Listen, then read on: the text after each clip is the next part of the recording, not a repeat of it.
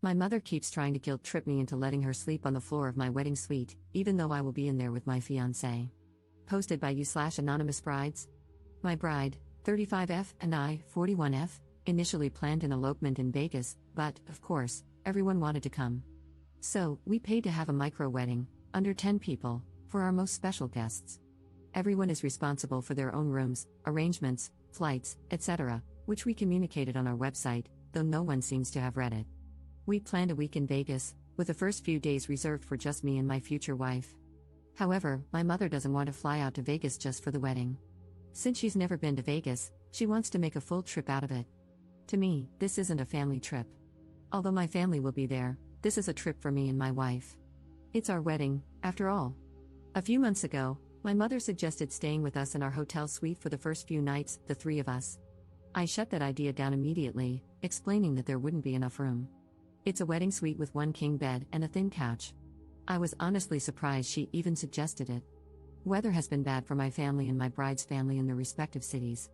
Last night, my mother called to tell me she might not be able to fly out a few days before the wedding. She's thinking of canceling her hotel room for those 3 days because she doesn't want to lose money. For me, that's not a huge loss, we wanted the time alone anyway. But as I kept listening, I knew she'd eventually ask about staying with us. Mom, so, if I cancel my hotel room but end up going out that day anyway, can I stay with you in your room? Me, Mom, there's only one bed, and the couch is way too thin. Mom, I'll sleep on the floor. Me, Mom, no, it's not appropriate to stay in our wedding suite during the wedding week. Mom, I don't understand, you guys live together. What's the difference? Me, it's not appropriate. Mom, you've made it very clear that you don't want me there those days before the wedding. That part is somewhat true, we wanted to be alone, but she wanted to come earlier. Me, Mom, you know I've already bought tickets to events that include you, and we have brunch plans on this day. I'd rather you be safe, and if you need to fly out a couple of days later, that's fine. Mom, I'm worried I'm going to miss your wedding, and then you'll be mad I missed your wedding. She's referencing something she told me 20 years ago, that she wouldn't attend my wedding if I married a woman. She's come a long way since then and loves my partner now. I never thought my own mother would be so enmeshed with me that she'd suggest staying in my room with me and my partner. Why? I can't even wrap my head around why she'd want to stay with her daughter and her new wife in their wedding suite. I can't believe I had to explain to the woman who raised me, the woman who taught me manners and respect, why this wasn't appropriate. I feel so guilty, probably because I was conditioned to feel guilty as a child, but I know I'm making the right decision. I just never expected my own mother to act like a monster-in-law. Relevant comments. Commenter. You handled it well. I would have said, Mom, what do you think a couple who's getting married will want to do together when they're in their wedding suite? Does she not realize how inappropriate that is? Ops response. I don't get it. Usually, my mother knows how to act in specific situations like these, but as the years go on, I have to remind her. We were recently at a friend's house, and she had her tennis shoes on the couch. I had to get her attention and tell her to get her feet off the couch. She said, I love how the roles have changed, you're the mother, and I'm the daughter. And I said, I wasn't raised to put my feet up on someone's couch. Commenter's response. How old is your mom? Has she been forgetful lately? Ops response. 60, recently retired, 2 years, probably bored, no boyfriend or husband. Likely lives vicariously through me. I don't see any signs of dementia yet, but her sleep habits are terrible. Commenter 2. Given this information, I suspect your mom is probably lonely or bored, overly enmeshed with you. Are you an only child, lacking confidence and feeling left out or isolated now that you're an adult with your own life and nuclear family? I think it's probably less about her not fully understanding the hey, we're newlyweds and plan on having lots of enthusiastic newlywed sex part, and more about her being nervous about traveling and staying alone, seeking the comfort and security of staying with you. My mom is very similar. She finds it incredibly difficult to respect appropriate boundaries with her now adult children, and the roles have reversed such that I, as her oldest daughter, am expected to be her primary source of emotional support. Either way, you are handling this completely correctly. Continue to maintain that boundary and ensure the hotel knows that no one other than you and your soon-to-be wife should have a key to your room. Ops response. So, I've been doing a lot of reading lately, and I'm in therapy because of my mother. I'm noticing a lot of enmeshment. As the oldest and only daughter, I've always been responsible for her feelings, pretty much the same as you. It's still difficult to handle. I really have to stick to boundaries on this one. I think she's feeling a little excluded, but not because of anything we did. She just needs to check herself and these new emotions. Commenter 3. Has she always parentified you? Ops response. Yes, when my brothers were born, I was 15, an instant built-in babysitter. They didn't even hide it and joked about it right in front of me. Update 2 weeks later. Well, I'm sure you're all wondering how the wedding went and where mom slept. I feel like my story has taken a sad turn. My relationship with my mother is worse than I thought. I'll get to the story now. We both arrived at the airport around the same time from our different flights, and my mom was dealing with pain that affected her ability to walk. Not great, considering we were going to be walking around in Vegas. I offered her Advil multiple times, but she rejected it. I believe she may have taken it from me once. We arrived at her hotel first. I assume she never canceled her reservation, lol, because she did have one. We dropped our bags in her room and got on with our plans. Later that night, my wife and I checked into our suite, alone. The first fight with my mom happened the next day in my suite. She had interrupted me several times that day, one of our many problems, and then pointed out how I interrupted her. At one point, I tried to start my story again. She interrupted me, and I said in exasperation, "Do you know how many times I've tried to tell this story today, and you've interrupted me?" Then I asked, "Do you do this to everyone, or just me?" She responded by putting her middle finger in my face and screaming, "F you, F you, F you." My wife had to intervene, saying, "Whoa, that was not necessary." My wife later told me she almost threw her out of our room. I stuck to my I statements and said, "When you cut me off, it makes me feel like what I'm saying isn't important." I probably should have addressed the FUs, but it was too heated in the moment.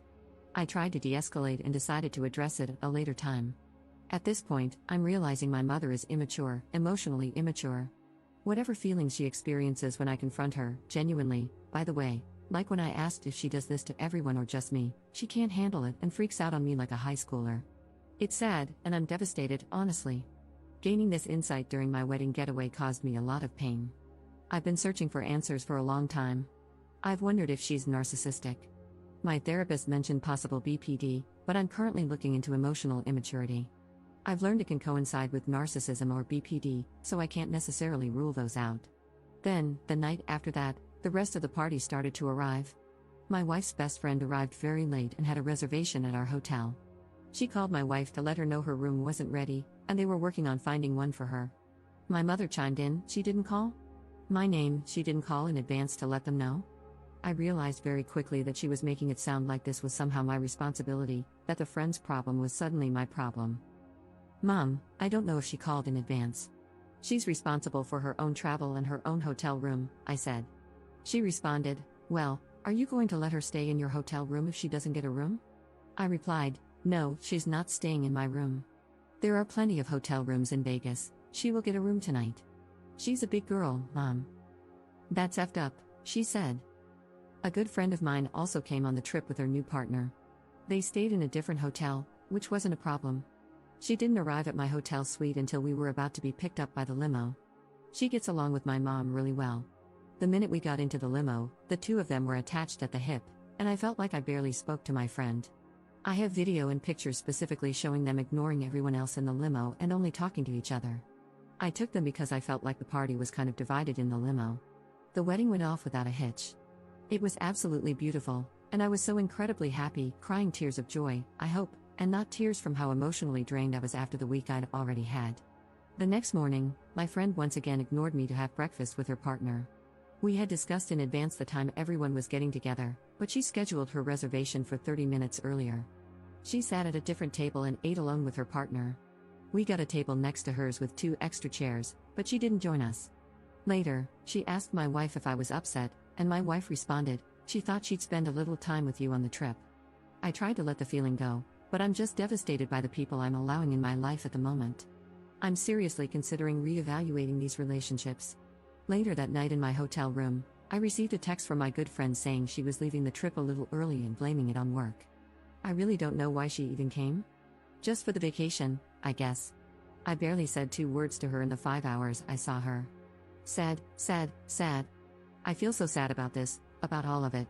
Other than the drama, I really enjoyed the trip. I had a lovely time with my wife and was very happy with our hair, makeup, vendors, and ceremony. Everything was so beautiful, and I'm thankful they came to see us get married. I definitely had some insecurities before going on this trip, and it's a reality check that I have issues with some people in my life.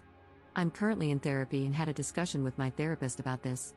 I'm certainly not going no contact or ghosting anyone after this, but discussions need to be had and therapy needs to continue. Books need to be read and changes need to be put into practice.